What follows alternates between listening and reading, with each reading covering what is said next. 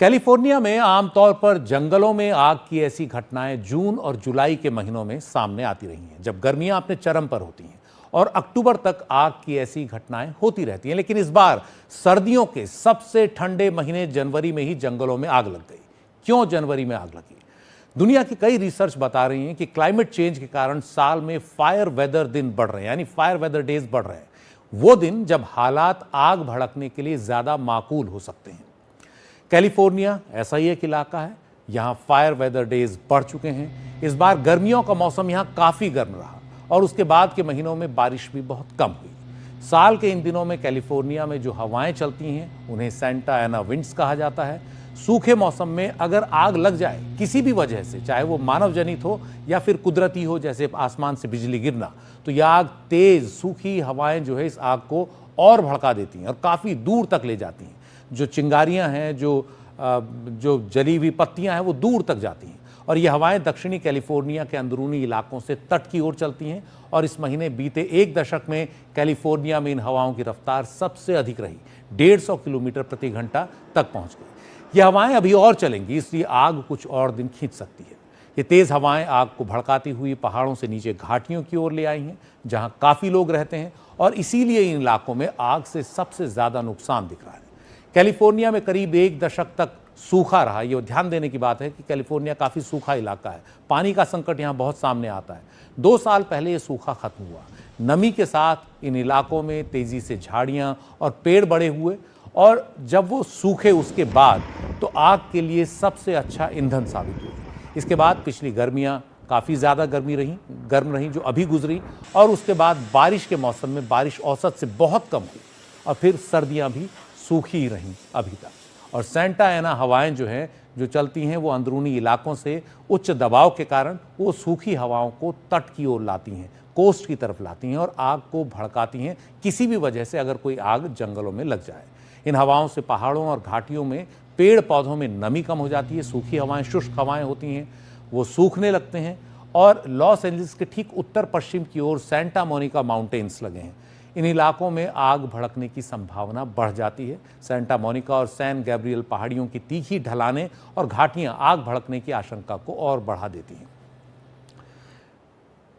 दक्षिणी कैलिफोर्निया में आग से जानमाल का नुकसान बढ़ने की एक और वजह है, वो ये कि ग्रेटर लॉस एंजलिस इलाके में पहाड़ियों के साथ काफ़ी आबादी बढ़ गई है। जैसा भारत में भी हो रहा, इलाका खूबसूरत है, जंगल के करीब है, तो हम घर बनाने लगते हैं और कई बार फिर इस तरह की कुदरती आपदाओं का शिकार बनते हैं, मानव जनित आपदाओं का शिकार बनते हैं। ये जिन इलाके जहाँ पर काफ़ी ज़्यादा आबादी बसी है, अमेरिका में सबसे महंगे इलाके माने जाते हैं।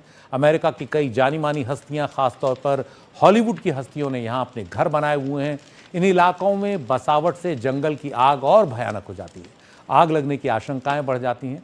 अमेरिका के वन विभाग की एक रिसर्च के मुताबिक वहाँ के जंगलों में आग की 85% वजह मानव जनित है, यानी इंसानी कारणों से आग लगती है। जैसे छुट्टी पर गए, टेंटिंग की और उसके बाद टेंट जब उखाड़ के आप चल दिए तो पीछे कैंप फायर के बाद जो आग है आपने ठीक से बुझाई नहीं और फिर वो हवा के साथ जंगलों में लग गई और जंगलों में आग फैलती चली गई। कूड़ा जलाने से भी, अगर आप उसको ठीक से नहीं बुझाते हैं, वैसे कूड़ा जलाना ठीक बात नहीं। बिजली के उपकरणों के इस्तेमाल से चिंगारी होती है, अर्धजली सिगरेट फेंकने से आग लग जाती है। और इसके अलावा कुदरती वजह भी हैं, जैसे बिजली गिर सकती है, इससे भी आग लग सकती है जंगल में। फिर बिजली के तार जंगल से होकर जा रहे हैं, उनमें स्पार्किंग होती है तेज़ हवाओं के कारण, और वो भी आग का कारण बनती है अगर तार आपस में टकराते हैं। और ये जो पूरा इलाका है जहाँ आग लगी है, ख़ासतौर पर जो ग्रेटर लॉस एंजलिस है, यहाँ आलीशान घरों में अक्सर ऐसी सामग्री इस्तेमाल होती है जो आसानी से आग का निवाला बन जाती हैं, ईंधन बन जाती हैं, दूसरे घरों तक फैला देती हैं। लकड़ी का काफ़ी ज़्यादा इस्तेमाल यहाँ होता है। We continue to be in red flag conditions, and we expect that to be through Thursday, with variable and high wind speeds. Thankfully, not as strong as what we saw last night. तो California, दक्षिणी California में जो ये आग लगी हुई है अलग अलग जगहों पर, इससे लॉस एंजलिस का कितना बड़ा इलाका अभी तक चपेट में आया है, इसका अंदाज़ा आप इस ग्राफिक से लगा सकते हैं। ये आग अब तक 29,000 एकड़ से ज़्यादा इलाके में फैली है, जो फ्लोरिडा के डिज्नी वर्ल्ड के बराबर है, या फिर अमेरिका के मैनहट्टन आइलैंड से 2 गुनी बड़ी है। अमेरिका के लोग इसको ज़्यादा बेहतर समझेंगे कितने बड़े इलाके में लॉस एंजलिस में आग लगी हुई है अगर क्षेत्रफल के हिसाब से देखें। कैलिफोर्निया के जंगलों में आग लगना कोई अनहोनी घटना नहीं है। जैसा हमने पहले बताया, काफ़ी सूखा यहाँ पड़ता है। हमेशा से यहाँ के जंगलों में आग लगती रही है और इससे पहले इससे भी भयानक आग हादसे वहाँ हो चुके हैं। और एक ग्राफिक्स हम आपको दिखाते हैं कि किस तरह पिछले कुछ सालों में आग हादसे वहाँ हुए हैं। 2017-18 दो ग्राफिक्स हैं यहाँ। ऊपर जो जला हुआ इलाका है वो एकड़ में दिखाया है क्षेत्रफल, और नीचे कितना नुकसान हुआ घरों को वो है। 2017-18 में आप देखेंगे जो आग लगी उसने इस बार अब तक की आग से कहीं ज़्यादा बड़े इलाके को अपनी चपेट में लिया था। और नीचे ग्रे रंग से आप जो देख रहे हैं, बहुत ज़्यादा ढांचों को या मकानों को नुकसान हुआ उस आग से, काफ़ी ज़्यादा। 2018 की आग में तो बहुत ज़्यादा नुकसान हुआ। इसका मतलब है कि वो रिहायशी इलाकों के करीब लगी वो आग। 23,000 ढांचे 2018 की आग में बर्बाद हुए। और अगर उसके बाद 2019 देखें तो आग उतनी भयानक नहीं थी, नुकसान भी उतना ज़्यादा नहीं हुआ। 2020 की आग बहुत भयानक थी। इसमें 43,000 एकड़ से ज़्यादा इलाका आग में स्वाहा हो गया। आप देख सकते हैं लाल रंग से कितना बड़ा इलाका जला एकड़ में। और इस साल जो है 11,000 से ज़्यादा मकान आग की भेंट चढ़े। थोड़ा मकान कम जले, उसकी वजह ये हो सकती है कि आग ने जंगल को ज़्यादा निशाना बनाया रिहायशी इलाकों के मुकाबले। 2021 की आग भी 25 लाख एकड़ से ज़्यादा इलाके में फैली। इस साल 3,500 ढांचे आग में बर्बाद हुए। ये पूरा वो समय था, आपको बता दें, पिछले 10 साल की बात करें, ये पूरा वो समय था जब कैलिफोर्निया लगातार सूखे से जूझ रहा था। 2022 और 23 की बात करें तो उस समय बारिश हुई, सूखा खत्म हुआ कैलिफोर्निया में, और उसका असर ये हुआ कि जंगल में आग भी कम लगी, नुकसान भी काफ़ी कम हुआ। 2023 जो पिछला साल था उस साल तो काफ़ी कम नुकसान हुआ। लेकिन पिछले साल 2024 में जब ये सूखा एक बार फिर पड़ा, यानी गर्मियाँ बहुत गर्म हुई, बारिश बहुत कम हुई, तो फिर एक बार आग के बढ़ने की गुंजाइश बढ़ी। जंगल सूख गए, और जंगल जब सूखते हैं तो फिर उसके बाद फिर अगर ज़रा भी कोई आग लगती है तो बहुत तेज़ी से जंगलों में फैलती है। और इस बार ये जो 2024 के अंत में 2025 की शुरुआत में जो आग लगी है वो इसीलिए इतनी भयानक हुई है। वो भी सर्दी के महीने में। जनवरी में आग जनरली कैलिफोर्निया में नहीं लगती, जून जुलाई के महीनों में लगती है जब भीषण गर्मी होती है। लेकिन इस बार इसलिए कि जंगल बहुत ज़्यादा सूखे हुए थे। अमेरिका की इन्वायरमेंटल प्रोटेक्शन एजेंसी के मुताबिक क्लाइमेट चेंज के कारण आग लगने की घटनाएं बढ़ी हैं, सूखे मौसम की अवधि बढ़ी है, और जंगलों का बड़ा इलाका आग के दायरे में आता जा रहा है।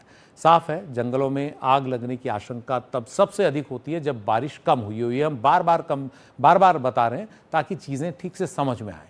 और लंबे समय से अगर बारिश न हुई हो, सूखा पड़ रहा हो, तो आग लगने की जो संभावना है वो बढ़ती है। इसका एक आकलन जो है वो the Palmer drought severity index से आता है, जो सूखे की गंभीरता का अंदाज़ा देता है। ये इंडेक्स जंगलों में आग की कितनी आशंका है इस इंडेक्स से पता लग सकता है। तापमान और बारिश के डेटा के आधार पर यह इंडेक्स तैयार होता है। अमेरिका में ताज़ा PDSI इंडेक्स हमें नवंबर 2024 का मिला, जो साफ बता रहा है कि कैलिफोर्निया का एक बड़ा इलाका सूखे की चपेट में जा रहा था। अगर आप यहाँ देखें तो कैलिफोर्निया का बड़ा इलाका सूखे की चपेट में है, और इसके अलावा काफ़ी सारे और इलाके भी जो हैं दक्षिण में वो सूखे की चपेट में हैं।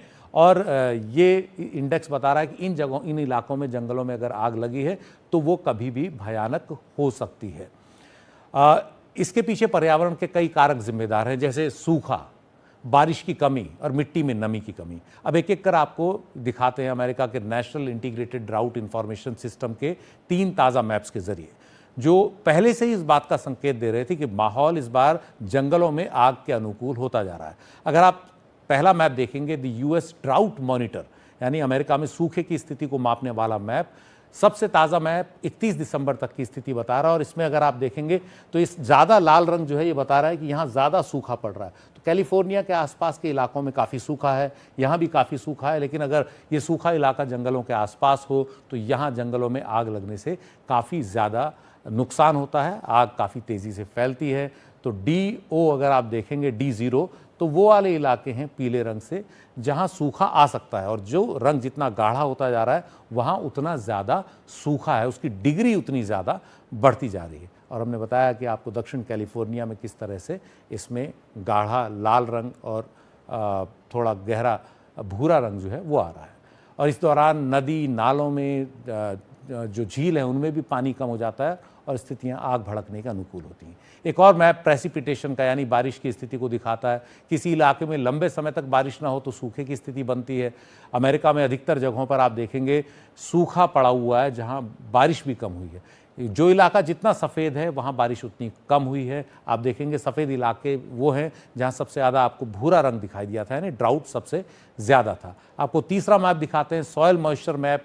मिट्टी में नमी कम हो तो भी संभावना ज़्यादा रहती है आग की। अगर आप देखेंगे ये कैलिफोर्निया का पूरा इलाका, यहाँ मिट्टी में नमी भी काफ़ी कम है, तो इस वजह से ये पता लगता है कि यहाँ बारिश कम हुई है, सूखा ज़्यादा है। सॉयल मॉइस्चर मैप जो है बता रहा है कि कितनी जगह अमेरिका में ऐसी हैं जहाँ पर सूखा पड़ा है और उन जगहों पर आग की संभावनाएँ ज़्यादा होती हैं, और अगर जंगल हैं तो और भी ज़्यादा आग की आशंका वहाँ बनी रहती है।